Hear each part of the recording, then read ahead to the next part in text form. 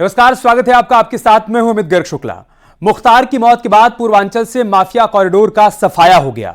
इस खास कार्यक्रम में आपको बताएंगे डी मास के खात्मे के बाद पूर्वांचल से माफिया राज खत्म हो गया। सबसे पहले आपको पूर्वांचल के माफिया कॉरिडोर में डी मास कौन है यह समझाते हैं, सिलसिलेवार तरीके से आसान करके कि कौन है डी मास।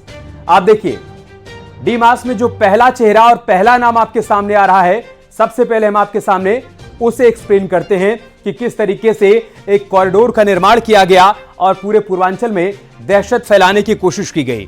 डी यानी दिलशाद बेग, देवरिया में कार चोरी करने वाला कैसे नेपाल में मंत्री बना और दाऊद के इशारे पर काम करता था, ये वो पहला चेहरा आप देख पा रहे हैं। इसके बाद हम आपको दिखाएंगे मुख्तार अंसारी का चेहरा। ये जो आप दूसरा चेहरा देख पा रहे हैं, ये मुख्तार अंसारी का चेहरा है। पूर्वांचल में दहशत फैलाने वाला सबसे बड़ा गुर्गा था, जो रसूख के दम पर पूर्वांचल में अपराधियों का सरगना बना।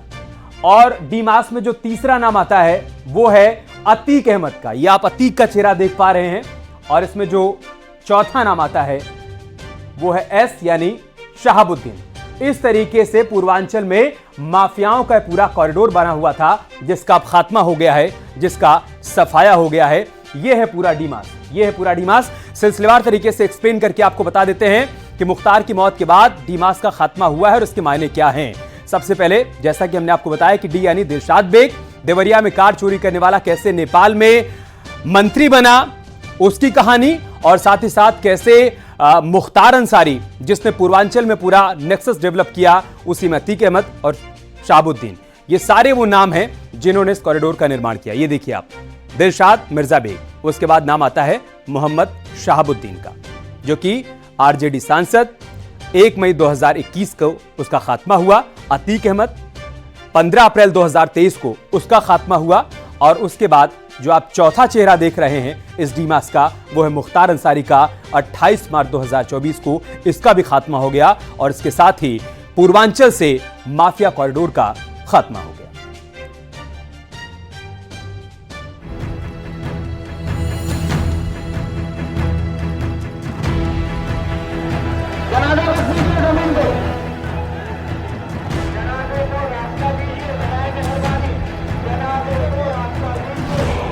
मुख्तार की मौत के बाद पूर्वांचल की धरती से संगठित अपराध के मास्टरमाइंड अब खत्म हो चुके हैं। पूर्वांचल में 90 के दशक में उठी अपराध की चिंगारी ने पूरे प्रदेश को झुलसाया।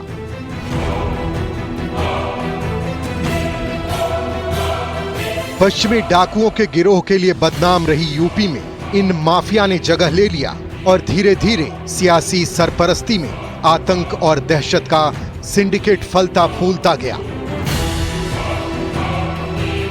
नेपाल में दिलशाद मिर्जा बेग, बिहार में शहाबुद्दीन और यूपी में अतीक और मुख्तार की चौकड़ी ने एक ऐसा सिंडिकेट खड़ा किया था जिसमें अपराधी जुड़ते गए और कई प्रदेशों में इनका आतंक बढ़ता गया। क्राइम के इस इकोसिस्टम को राजनीतिक दलों ने अपने फायदे के लिए खूब खाद पानी भी दिया। मुख्तार की मौत से वो सिंडिकेट भी खत्म हुआ। सबसे पहले इस सिंडिकेट की मौत की क्रोनोलॉजी समझ लेते हैं। अगर मुख्तार अंसारी के सिंडिकेट की बात करें तो बाकी तीनों माफिया की मिली भगत से मुख्तार पाकिस्तान और नेपाल से हथियार की खेप मंगवाता था, साथ ही ड्रग्स की सप्लाई में शामिल रहता था। माफिया मुख्तार अंसारी अच्छे हथियारों का एक बड़ा शौकीन था और यही कारण था कि उसने अपने इस शौक को धंधे में बदल लिया। इसी के चलते वो देखते देखते देश विरोधी गतिविधियों में भी शामिल हो गया, जिसकी पुष्टि बिहार के तत्कालीन डीजीपी डीपी ओझा द्वारा केंद्र सरकार को भेजी गई एक रिपोर्ट में भी की गई थी। इस रिपोर्ट में ये बताया गया था कि किस तरह से ISI सबसे पहले हथियारों के कंसाइनमेंट को नेपाल भेजती है और फिर वहाँ के स्थानीय सांसद मिर्जा बेग के जरिए यूपी बिहार के इन माफियाओं, जिनमें शहाबुद्दीन, मुख्तार अंसारी, अतीक अहमद और यहाँ तक कि अजय राय तक ये हथियार पहुँचाए गए थे। लेकिन केंद्र सरकार ने बिहार डीजीपी की इस रिपोर्ट पर कोई कड़ी कार्रवाई नहीं की, जिसके चलते ये धंधा फलता फूलता गया। मुख्तार अंसारी के आतंक के शिकार रहे पूर्व पुलिस अधिकारी भी बताते हैं, उसने रसूख के दम पर अपना साम्राज्य फैलाया। 90 के दशक में गाजीपुर, मऊ, बलिया, वाराणसी और जौनपुर में सरकारी ठेकों को लेकर गैंगवार शुरू हो गए थे। इसका सरगना मुख्तार ही था।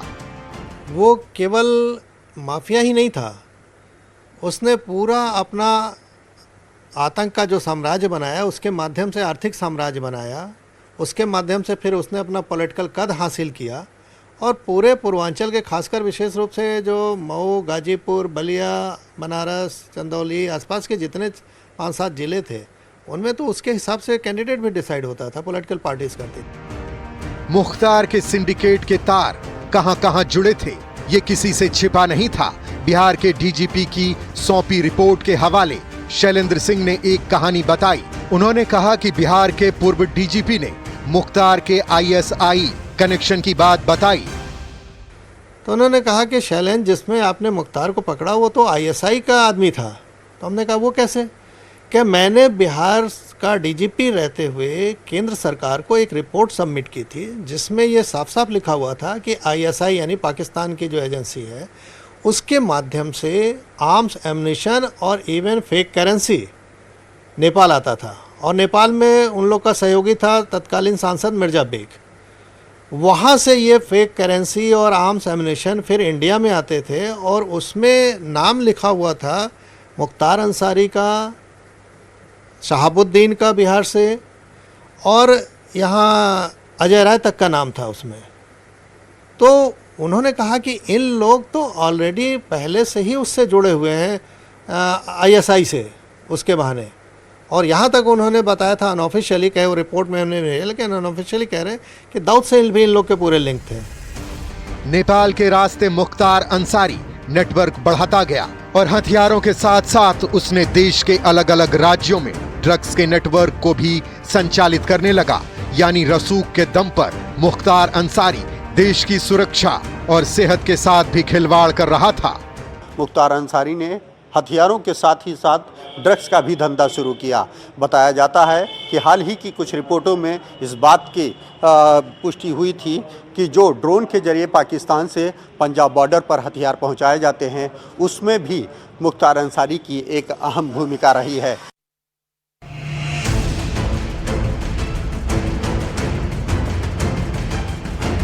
नब्बे के दशक में इन सभी माफिया के लिए मुख्तार अंसारी सबसे बड़ा मददगार था।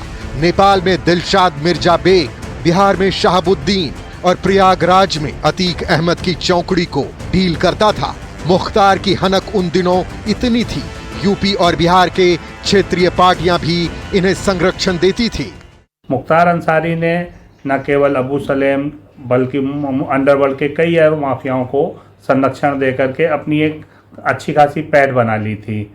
वैसे अगर हम देखें तो केवल अंडरवर्ल्ड के मुंबई के नेटवर्क के अलावा मुख्तार अंसारी का जो नेटवर्क बिहार में शहाबुद्दीन के साथ, नेपाल में उस समय मिर्जा दिलशाद बेग का एक बड़ा नाम हुआ करता था, वहाँ के सांसद थे।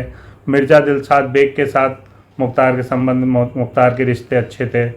दोनों लोग एक दूसरे को अपने व्यवसाय में, जो उनका व्यवसाय था उसमें एक दूसरे को सपोर्ट करते थे। किसी को अगर वो चाहिए हथियार चाहिए होते थे, किसी को संरक्षण देना होता था, तो इस तरह के सारे संरक्षण मुख्तार अंसारी के नाते यूपी में उनको मिलते रहते थे। हथियारों की सप्लाई, ड्रग्स का कारोबार, फिरौती, हत्या, ठेके के लिए गैंग वॉर, दंगा फसाद मुख्तार के शौक थे। किसी भी वारदात को अंजाम देने के बाद अपने सियासी रसूख के चलते बच जाता था। आगे बताएंगे कि मुख्तार के साथ देवरिया का रहने वाला दिलशाद मिर्जा बेग, शहाबुद्दीन और अतीक कैसे इस सिंडिकेट से जुड़े रहे।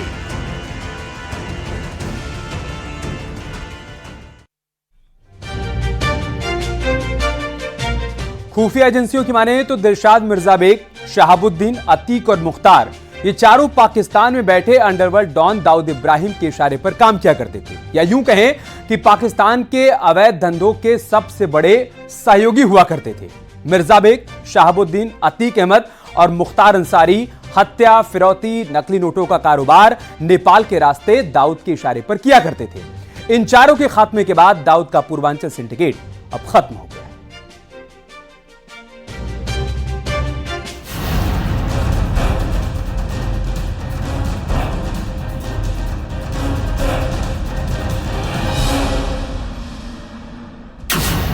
अंडरवर्ल्ड डॉन दाऊद इब्राहिम का नेटवर्क पूरी दुनिया में फैला हुआ था। अक्सर दाऊद के गुर्गे भारत में वारदात को अंजाम देकर नेपाल के रास्ते विदेश भाग जाते थे। ऐसे में सवाल उठता था कि कोई नेपाल में है जो दाऊद की मदद करता है। नेपाल में दाऊद के इस मददगार का नाम मिर्जा दिलशाद बेग था। दिलशाद बेग दाऊद और पाकिस्तानी खुफिया एजेंसी ISI के लिए काम करता था। इसके अलावा वो नेपाली सांसद भी था।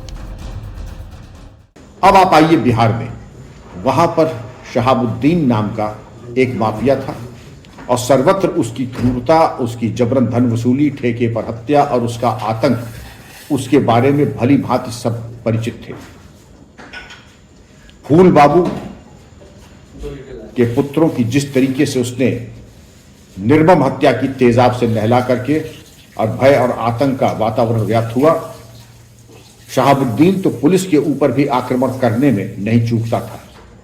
उसका आतंक सर्वत्र बिहार में था। मूल रूप से देवरिया का रहने वाला मिर्जा दिलशाद बेग कार चोर था। वो गाड़ी चोरी, अपहरण, फिरौती और हत्याओं में शामिल रहा। नेपाल बॉर्डर के इलाकों में अपराधियों की घुसपैठ को अंजाम देने के चलते वो पुलिस के निशाने पर आ गया और पुलिस के नकेल कसने के कुछ दिनों बाद उसने नेपाल को ही अपना ठिकाना बना लिया। जानकार बताते हैं, मिर्जा दिलशाद बेग का कनेक्शन मुख्तार, अतीक और शहाबुद्दीन से था, जो हथियारों की सप्लाई के लिए नेपाल से मदद करता था। पूर्वांचल माफिया कॉरिडोर का दूसरा नाम गैंगस्टर मोहम्मद शहाबुद्दीन था। 90 के दशक तक बिहार की सियासत में आपराधिक तत्वों का बोलबाला था। कई अपराधों में नाम आने के बाद शहाबुद्दीन ने सियासत में एंट्री की और बाहुबल के दम पर 2 बार विधायक और 4 बार सांसद रहा।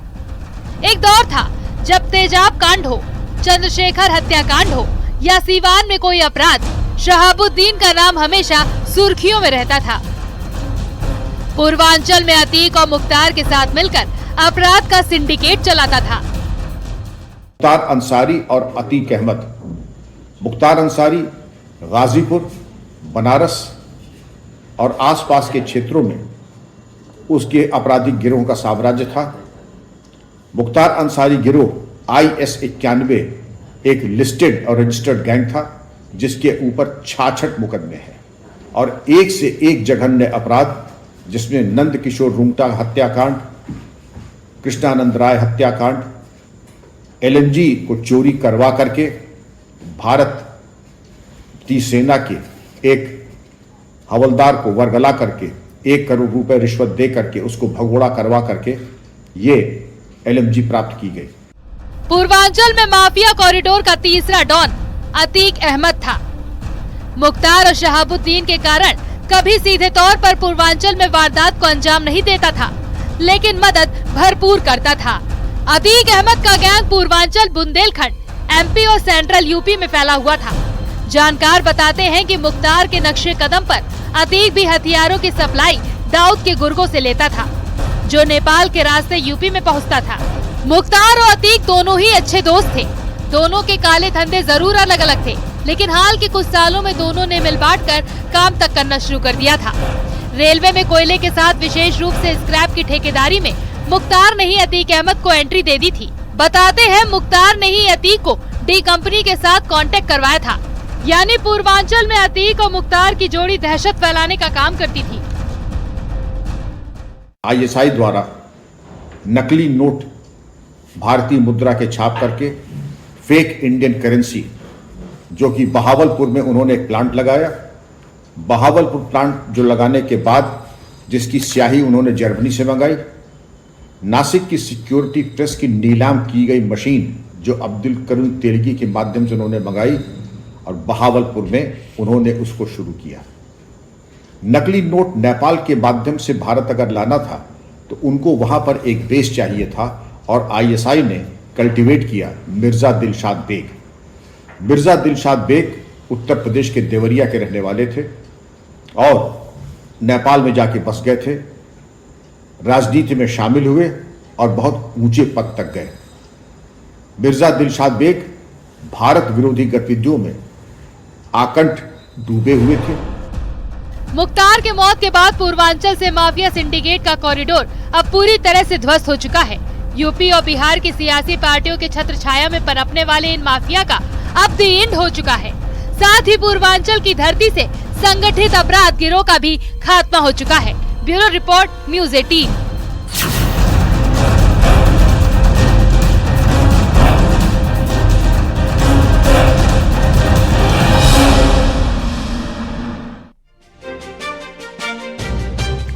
यार रुक रहे छोटे से ब्रेक के लिए, खबरें जारी हैं, बने रहिए हमारे साथ।